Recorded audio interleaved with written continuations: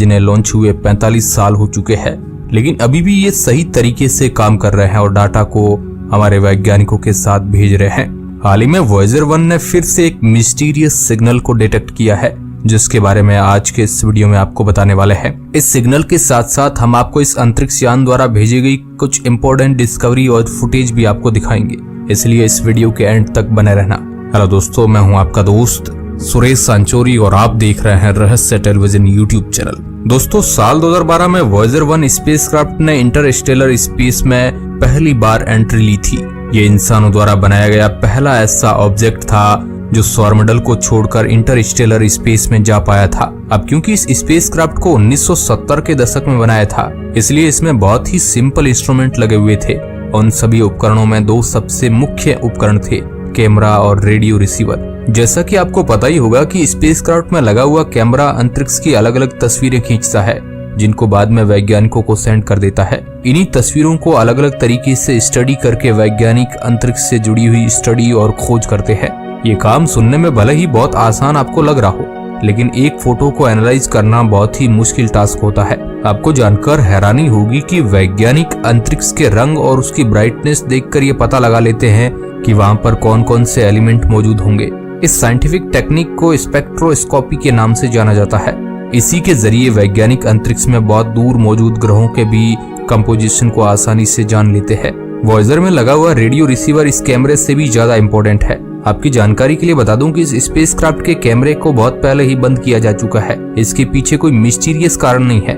वैज्ञानिक स्पेसक्राफ्ट की एनर्जी को बचाकर उसे लंबे समय तक फंक्शनिंग रखना चाहते थे, जिसके लिए उन्होंने कैमरे को बंद कर दिया। अब यह स्पेसक्राफ्ट मात्र रेडियो सिग्नल को ही रिसीव करता है और वैज्ञानिक उन्हीं पर रिसर्च करके अपनी स्टडीज के निष्कर्ष तक पहुंचते हैं। आपको जानकर हैरानी होगी कि इन सिग्नल्स को रिसीव करके भी वैज्ञानिक तस्वीरों को क्रिएट कर लेते हैं। जिस तरह से हमारी आंखें विजिबल लाइट को डिटेक्ट करके दिमाग में तस्वीर को क्रिएट कर लेती है, वैसे ही वैज्ञानिक भी रेडियो सिग्नल से तस्वीरों को क्रिएट कर लेते हैं। वॉयेजर 1 बहुत सालों से शांत था, लेकिन पृथ्वी से 23 अरब किलोमीटर की दूरी तय करने के बाद ये एक बहुत ही मिस्टीरियस सिग्नल को रिकॉर्ड करता है।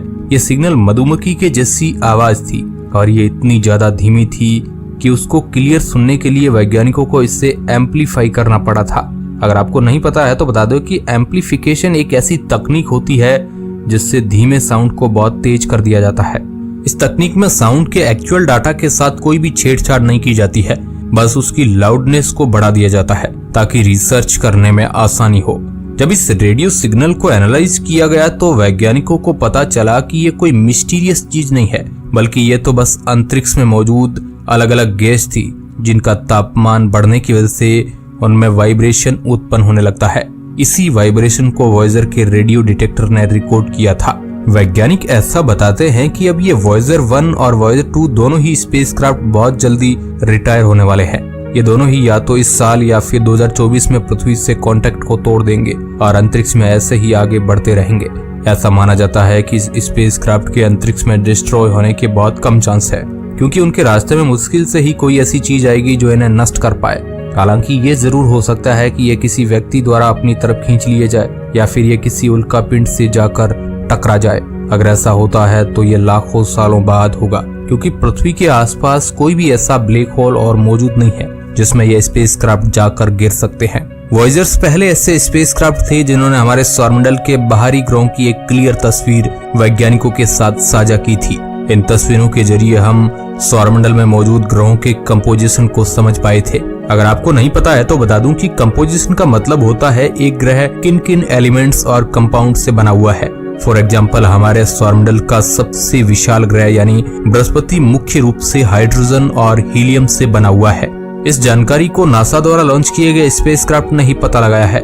सौरमंडल के ग्रहों के अलावा वॉयेजर ने कुइपर बेल्ट की भी जानकारी वैज्ञानिकों को भेजी थी। ये सौरमंडल के बाहरी छोर पर मौजूद एक ऐसा एरिया है जहाँ पर बहुत सारे उल्कापिंड और धूमकेतु मौजूद है। इनमें से बहुत सारे तो हमारी पृथ्वी की ओर भी बढ़ते हैं, लेकिन बृहस्पति और शनि ग्रह अपने पावरफुल गुरुत्वाकर्षण बल से हम इंसानों को बचा लेते हैं। हालांकि करीब 6.6 करोड़ साल पहले एक ऐसा ही उल्कापिंड हमारी पृथ्वी से आकर टकरा गया था। इसकी वजह से ही पृथ्वी पर रहने वाले सबसे विशाल जानवर यानी डायनासोर जो है विलुप्त हो गए थे। वॉयेजर स्पेसक्राफ्ट ने ही इंटरस्टेलर स्पेस में जाकर बहुत सारी डिस्कवरी की। इसमें से सबसे बड़ी डिस्कवरी थी हीलियोस्फीयर की। जैसा कि आपको पता ही होगा कि हमारी पृथ्वी की एक बहुत ही पावरफुल मैग्नेटिक फील्ड है। ये मैग्नेटिक फील्ड हम इंसानों को सूर्य से निकलने वाले चार्ज्ड पार्टिकल से बचाती है। अगर ये चार्ज पार्टिकल हमारी पृथ्वी पर डायरेक्टली आने लगेंगे तो इससे न सिर्फ इंसानों का खात्मा हो जाएगा बल्कि पृथ्वी भी पूरी तरीके से बंजर हो जाएगी। आपको जानकर हैरानी होगी कि मंगल ग्रह के साथ अतीत में कुछ ऐसा ही हुआ था।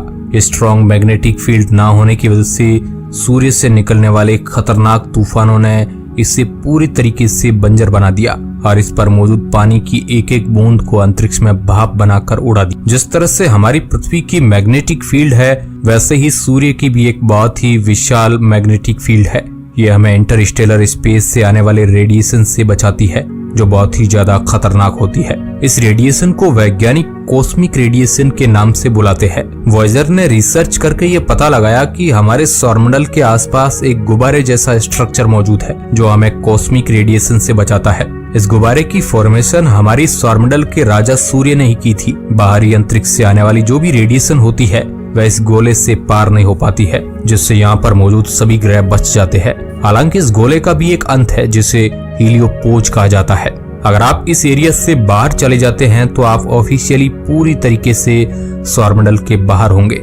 यहाँ पर आपको सूर्य का कोई भी गुरुत्वाकर्षण बल नहीं डिटेक्ट होगा और आप अंतरिक्ष में पूरी तरीके से फ्री हो जाएंगे। लेकिन ऐसा करना सुरक्षित बिल्कुल नहीं है क्योंकि अंतरिक्ष में ऐसे बहुत सारे मिस्टीरियस ऑब्जेक्ट है जो कुछ सेकंड में ही आपको मार सकते हैं। इसमें से सबसे पहली खतरनाक चीज है कॉस्मिक रेडिएशन, जिसके बारे में हमने आपको पहले ही बता दिया। इसके अलावा वैज्ञानिक ऐसा बताते हैं कि हमारे ब्रह्मांड में ऐसे भी ब्लैक होल होते हैं जिनकी पोजीशन स्थिर नहीं होती है।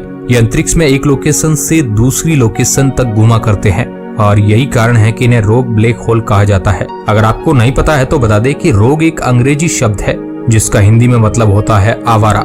अगर ऐसा ही कोई आवारा ब्लैक होल सौरमंडल के बाहर आपको मिल जाता है तो इससे बचना बहुत ही मुश्किल होगा। वॉयेजर स्पेसक्राफ्ट में गोल्डन रिकॉर्ड नाम के एक डाटा को स्टोर किया गया है। वैज्ञानिक ऐसा मानते हैं कि ये स्पेसक्राफ्ट कभी न कभी तो किसी को मिलेगा ही और अगर वह कोई एलियन सिविलाइजेशन हुई तो इस गोल्डन रिकॉर्ड को पढ़कर वह समझ पाएंगे कि ये स्पेसक्राफ्ट आखिर आया कहां से है। इस गोल्डन रिकॉर्ड में न सिर्फ पृथ्वी की एग्जैक्ट लोकेशन लिखी हुई है बल्कि मेल एंड फीमेल की तस्वीरें भी स्टोर्ड है। इसके अलावा वैज्ञानिकों ने इंसानों की आवाजें भी इस गोल्डन रिकॉर्ड में ऐड की है जिससे एलियन सिविलाइजेशन हमारी आवाज को भी सुन सकते हैं। यह आइडिया बहुत सारे वैज्ञानिकों द्वारा अपोज किया गया था। ऐसा इसलिए है क्योंकि काफी सारे वैज्ञानिक ऐसा मानते हैं कि हमें एलियंस को अपने बारे में इतना स्पष्ट रूप से नहीं बताना चाहिए। हमें नहीं पता है कि ब्रह्मांड में किस तरह के एलियंस मौजूद होंगे और वह कितने ज्यादा पावरफुल होंगे। फिलहाल तो हमने एलियंस को अंतरिक्ष में नहीं ढूंढा है, लेकिन ऐसा जरूरी नहीं है कि हम उन्हें कभी ढूंढ ही नहीं पाएंगे। ब्रह्मांड बहुत ही ज्यादा विशाल है और यहाँ पर सिर्फ हम इंसानों का होना एक बहुत ही पेचीदा बात लगती है। फाइनली 45 सालों के बाद अब यह स्पेसक्राफ्ट हम इंसानों से बहुत दूर जा रहे हैं। नासा के बहुत सारे सीनियर वैज्ञानिकों ने वॉयेजर से कांटेक्ट टूटने के बाद रिटायरमेंट लेने की प्लानिंग की है। ऐसा इसलिए है क्योंकि उन वैज्ञानिकों ने अपनी पूरी जिंदगी इन्हीं स्पेसक्राफ्ट में लगाई है और अब इन्हें हमेशा के लिए जाते हुए देखना उनके लिए आसान नहीं होगा। लेकिन विज्ञान और अंतरिक्ष की यही तो खास बात है। जैसे ही एक मिशन खत्म होता है दूसरा मिशन ऑलरेडी नई डिस्कवरी करने के लिए तैयार हो जाता है। जेम्स वेब टेलीस्कोप अभी अपनी शुरुआती स्टेज पर है और भविष्य में ये शायद